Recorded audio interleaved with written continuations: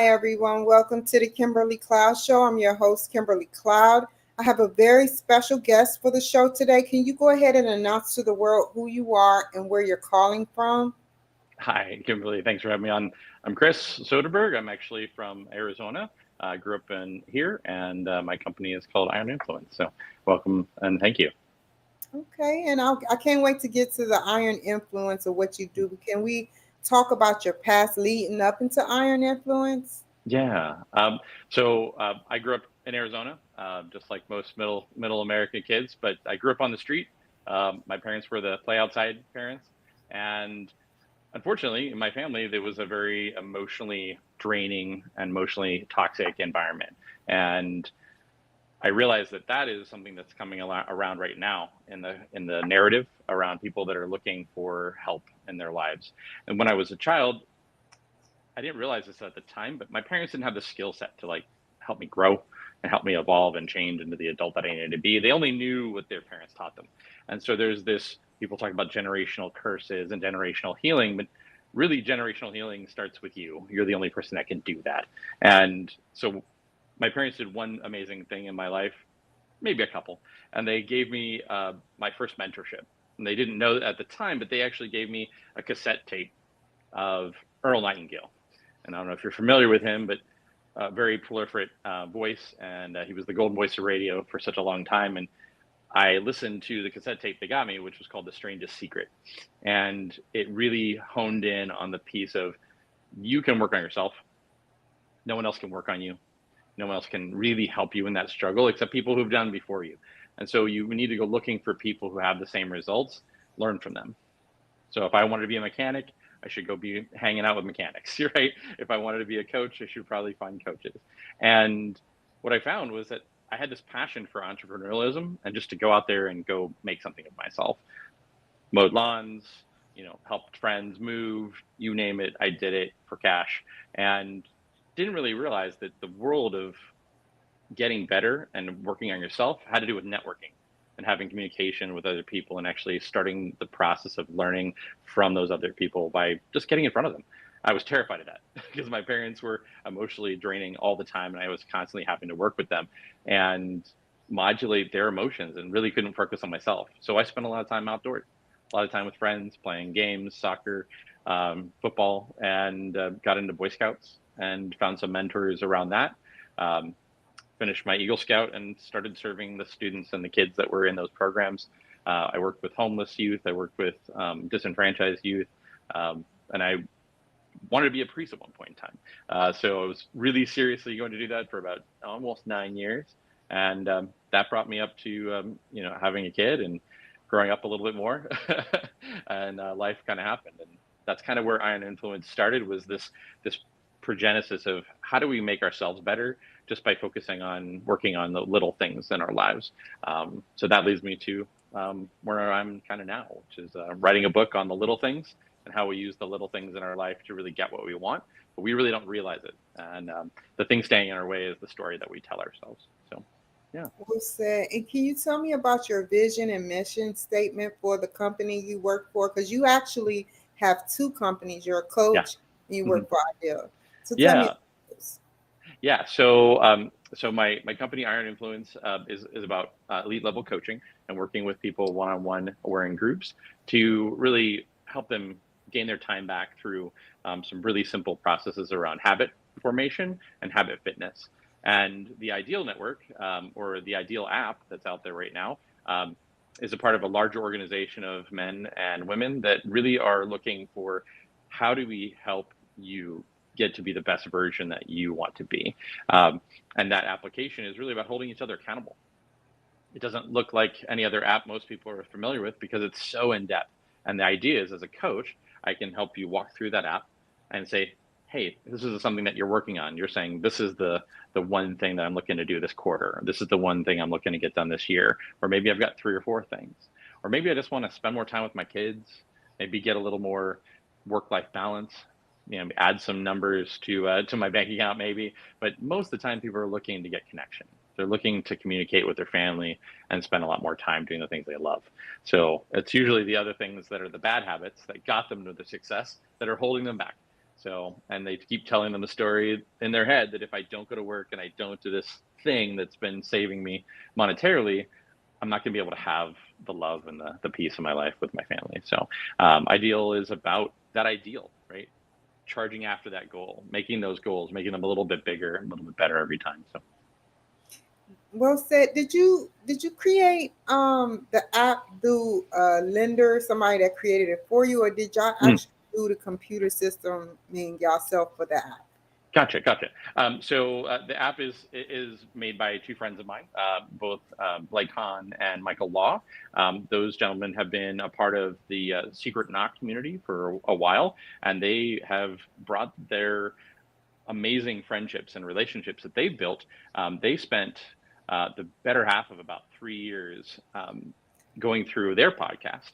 And their podcast, they interviewed millionaires and billionaires and found out what made them successful. And they literally coalesced all this information and put it into the app to help with the teaching and training system for people to really accelerate what they're doing and how they're changing their lives through habit fitness and habit change. So now to be on the contrary of what you said, I've interviewed not billionaires, but millionaires, but it's very random and it's lower middle millionaires. So what I want to know is, how do you meet a millionaire? How do you sit up there and be able to meet them just to interview them, just to get their story, like a Elon Musk or you or yeah, exactly. What I find is, as I've been introduced to people and made relationships and connections, my 25 to 30 years of networking started when I was about 14. So to tell you that story, it starts with my dad, and he taught me that networking was probably the most valuable skill you can learn. And what I mean by networking is you get to talk to people and you learn about them, right? It's not you telling your story. You want to learn about them. Exactly. This is what podcasting has turned into. This is amazing network platform that, if people treat it the right way, it's like you're getting to tap in. And I'll give you the link for the Millionaires to Billionaires podcast, and so you can pipe that out to everyone, because it's amazing. People from Greg Reed to DJ Nacho out in Florida. I mean, some amazing people that had nothing, and then they found their niche. But they want to teach other people. Just because they have money in the bank doesn't mean they want to stop. That's the wonderful thing about people who are millionaires and billionaires. They want to turn around and help the next people coming up, the people who are hungry. So my recommendation for anyone that wants to talk to somebody who is well off and well-to-do, those people are just people. They're just like you and me. They want to have real connections with people. And if you sincerely reach out to them and want to converse with them and they're available, they will. When I get calls from people that are recommended to me to talk to them, they're usually calling me, which is wild. And it's like, oh, hi, nice to meet you, and they're just like everybody else. They're a little quirky, little fun, and all of a sudden you can make a connection there. So it's really just about being who you need to be on the inside and working on yourself. You start doing that, you're going to attract the people you need to talk to in that industry. So if you want to, talk to somebody important, DM them, right? Reach out, have a conversation, get into their sphere, figure out what makes them tick, what their passions are. Met a young lady, was hurt. She became kind of a rehabilitated woman. She didn't realize that affirmations were what got her through her trauma, and she created a thing for little kids to help them with affirmations, and that came out of her mind from this whole thing. And she's making a ton of money doing it, and she wouldn't hesitate to be on a podcast to talk about what she's been through and maybe help one person. And that's really, I think, the main thing to keep in mind when you're reaching out to people like that. They really do want to reach back out and help. So magazines is another niche. I remember I have to give a shout out to Dylan Kivo. He's like a good wealthy millionaire that started at McDonald's, and he has his own magazine called Kivo Daily, and he put you in the magazine for a certain amount. I DM'd him so many times, and he like $500 to $1,000 magazines would cost me $100, So it was pretty cool what he was doing. And what do you think about magazines, getting into building your own magazine strategy?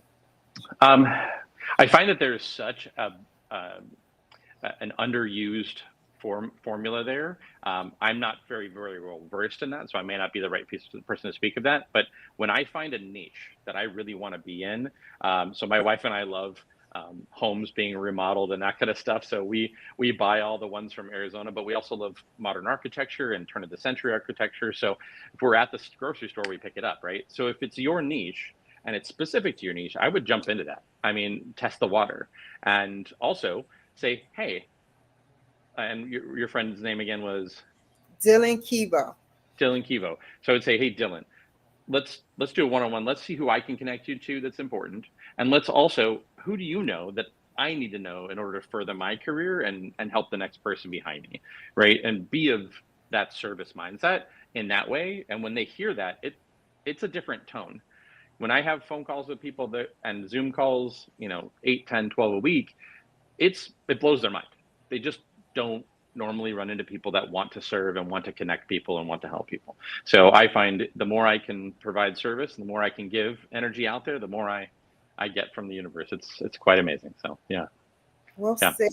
I have another question, which I have more after that, but Damon John, it was an honor to speak to Damon John from Shark Tank for 3 minutes. And he told me about my business, Blue Cloud Cleaning, when I had that business, but it didn't work out. But I feel like what I want to do is do what you're doing. I'm very interested in flipping houses or doing real estate, but you're deeper in it. You want to do architecture and different things. That's great, man. I look up to you on that. What is your input on trying to jump into real estate or anything? Because a guy named Doug Crow told me about what to do, or I forgot his name. I don't think it's Doug Crow. I didn't spoke to so many people, but he told me how to flip a house very quickly or get income from getting a house or something like that.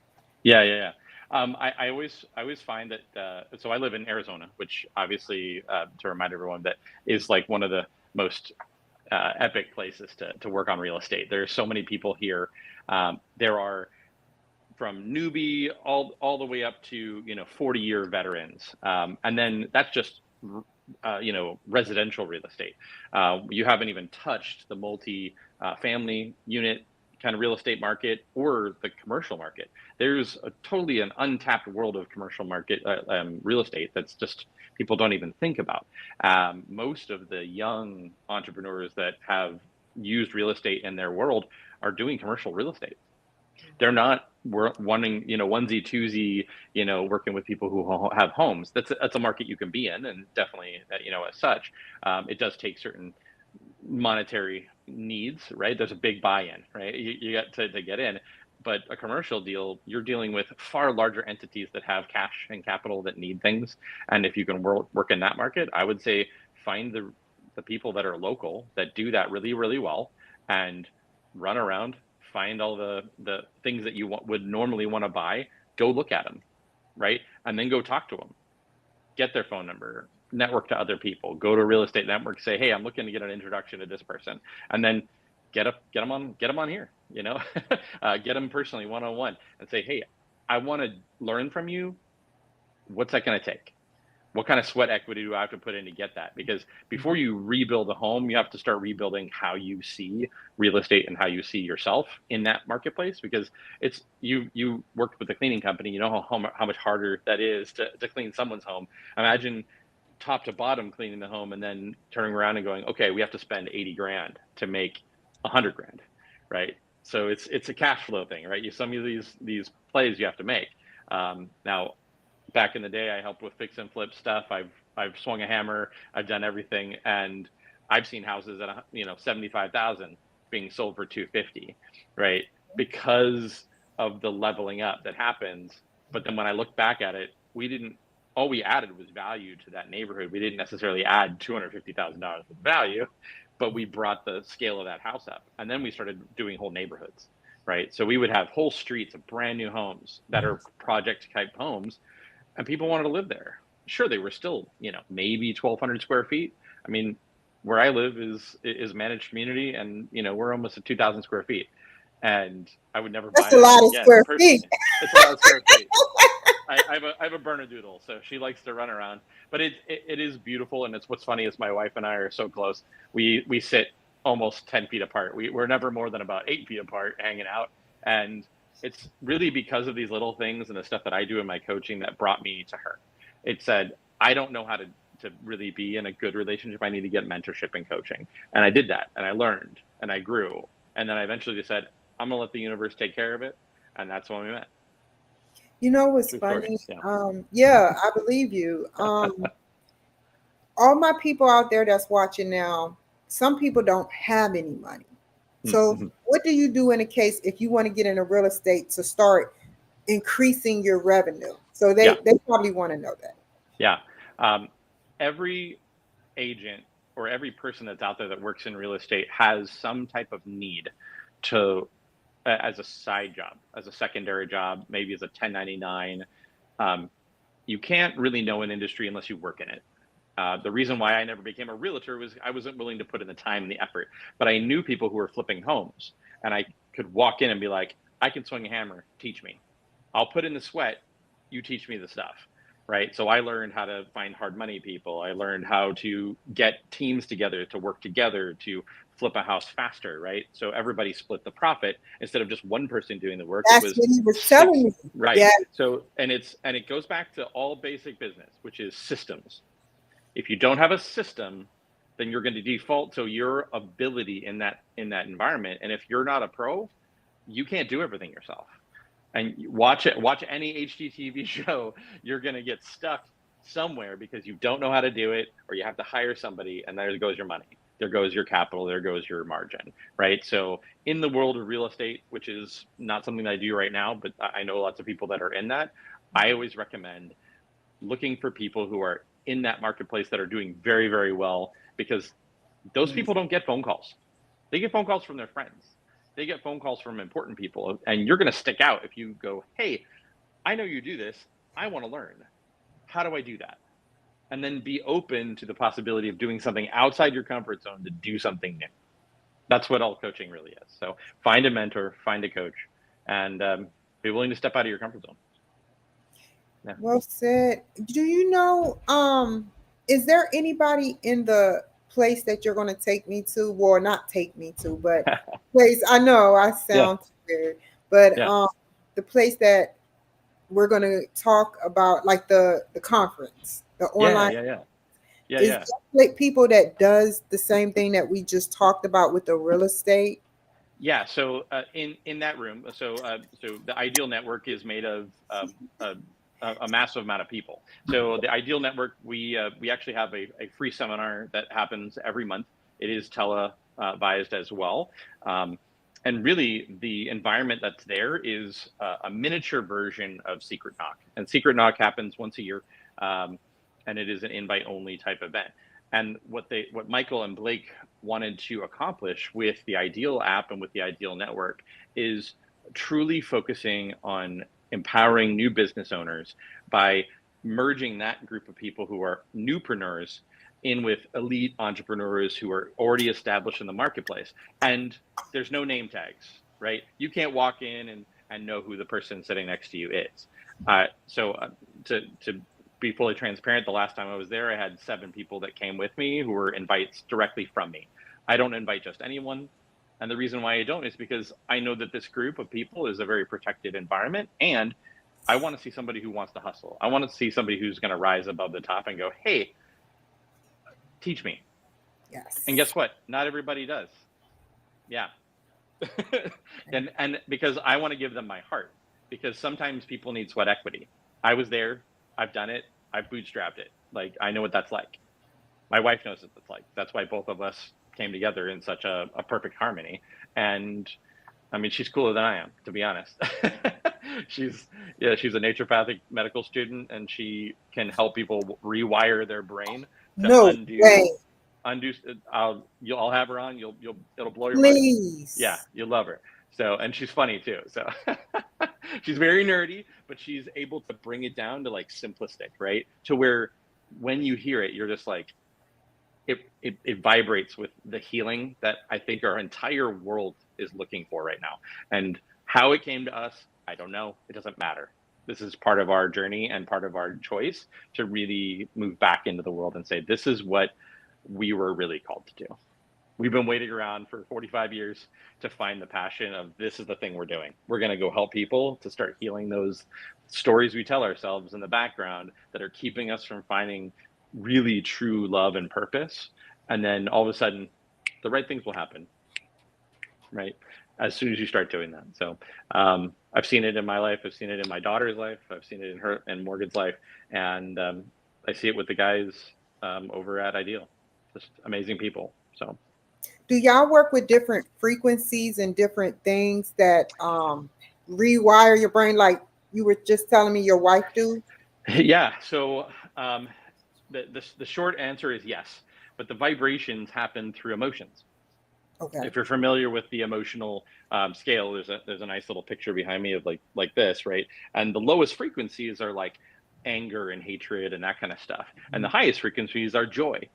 And if you really understand it properly, when you are going through something that is hardwired into your body to do, we'll just take eating, for example. Everyone's had the thing where they're in the kitchen and they're like, I ate half a pie. Yeah, that's me. And you don't remember, and this is blank space. Well, what happened, right? Well, who do you talk to? There's no pie consultant agency. There's no coach that's going to be like, well, stop eating, train yourself better, do better, no, you need to undo what happened. Well, that's what a coach comes in. And for her, she can actually go through the process of saying, okay, you ate the pie. Tell me about what was going through your mind before, what happened. And then all of a sudden we start getting little pieces of things that are the story, this paper thin sheet of things that we're telling ourselves. And all of a sudden you go, oh, that's the thing right there. Okay. How did that make you feel? Right? Well, that makes me really upset. Part of the thing that I did the other day was I started realizing I use food as a way to identify myself as this, I'm lovable, right? And I no longer get my self-worth from food. And I'll tell you this is all brand new, amazing stuff that she's doing, but like it's been around for probably 10, 15 years. I don't know why people aren't doing it, but this is something that has to come around. And one of the most amazing parts about it is that she did the same thing. I walked her through it. And now our appetites are all weird.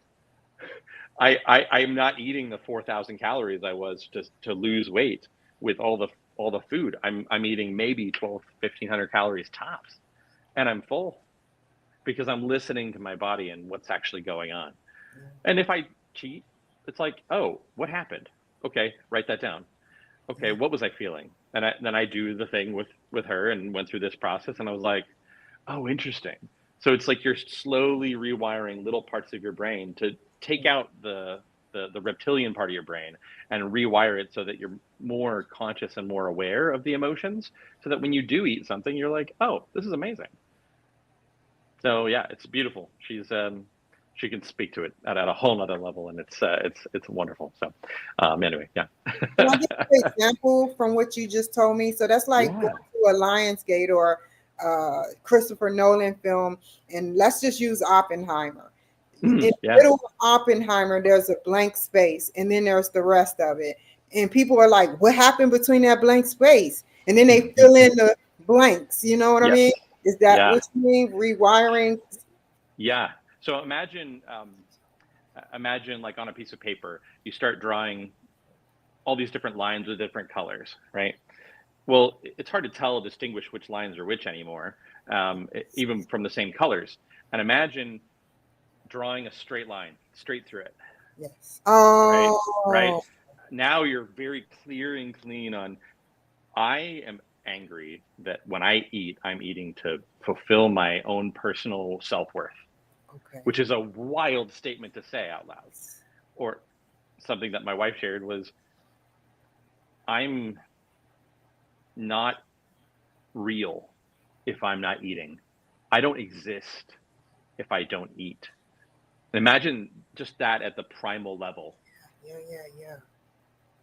If you're hunting and you have nothing in your stomach, you feel something. If you eat something, you feel something. Right? So it goes back to this very primal thing. How that happened, I don't know. And there are people out there right now, they're going, huh? And they're pausing and thinking. Food is fuel. It's like gasoline in your car. Your car doesn't save some gasoline for later. It just uses it.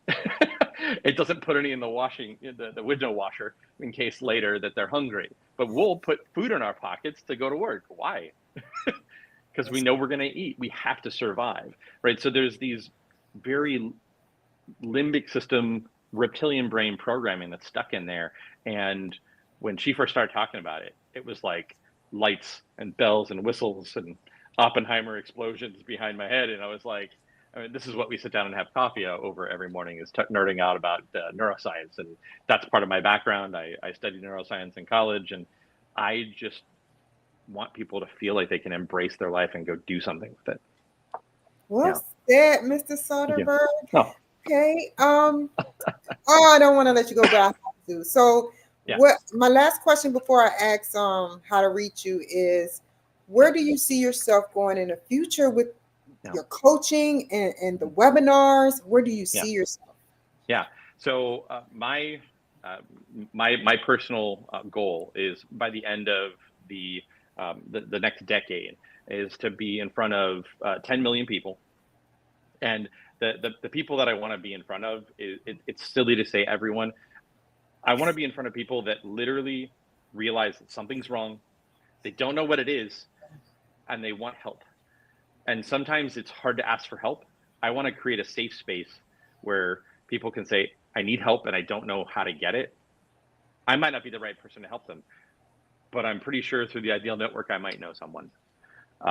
Just as a case in point, there's an entire group of people in there that are all about building events specifically for people who have issues with addiction in the past, and they're clean, and they just want to go out to a happy hour and drink a mocktail and be around a whole bunch of other people who are recoverers, who are in their empowered and emboldened body, and they're entrepreneurs, and they're like, just wanting to come out and support. So I went out, and I like scotch, but I'm like, hey, I'll drink a mocktail, let's do it, and supporting different groups of people through that process. Ideal is bringing those people together. I want to not just be on those stages, but the books that I'm writing are about my childhood experience, and that healing from that childhood experience is a part of the process of really finding the path. And really what you find out is that the path already has you. You're just staring at your feet. You're not looking around at all the people that are being brought in to serve. And honoring your true self and honoring that true part of who you are, that's the blessing of healing. You start realizing that I can serve and heal myself, and then that impacts other people. That's going to heal our trees, our family trees, get rid of our family curses and all that kind of stuff. When we start working on ourselves and stop being selfish, but being selfish, working on ourselves. When you stop doing that, everything falls apart. But when you start doing that, everything becomes clear. So my recommendation is go look for us online. Obviously, Instagram is there. I'm new to it. I'll have to admit, I'm a newbie in that world. I'm doing my best. My wife is there as well, and we'll get you that information as well for the Ideal app. But I'm also being taught how to do keynote speeches by James Dixon. I'll give him a shout out. One of the best guys is Superman is for real. He's on Instagram. He is holding an amazing masterclass for entrepreneurs that want to get into the space of speaking and book writing and that kind of stuff and tell their stories. That's coming up in Salt Lake City. I believe it's in June, and it's going to be beautiful. So look for that on his channel. He is just doing crazy stuff and doing amazing stuff, and just such a beautiful human being. So besides that, Blake, Michael are just phenomenal people. I'll share their Instagrams as well. They are pumping out so much healing and just amazing energy to people that need it on the entrepreneurial level, because we don't realize as entrepreneurs that we need help. It's hard to ask for help sometimes. And this is really the key. Help each other, hold each other accountable, right? Help each other grow, and then just watch the flowers, watch the trees sprout. So one last question. I just have to ease this in. Do you and your wife use crystals? We do. Yeah. So from a neurologist, how you say it, neurologist? neurological. Yeah. Yeah. From a neurological standpoint, tell me, does they really help neurologically? Mhm.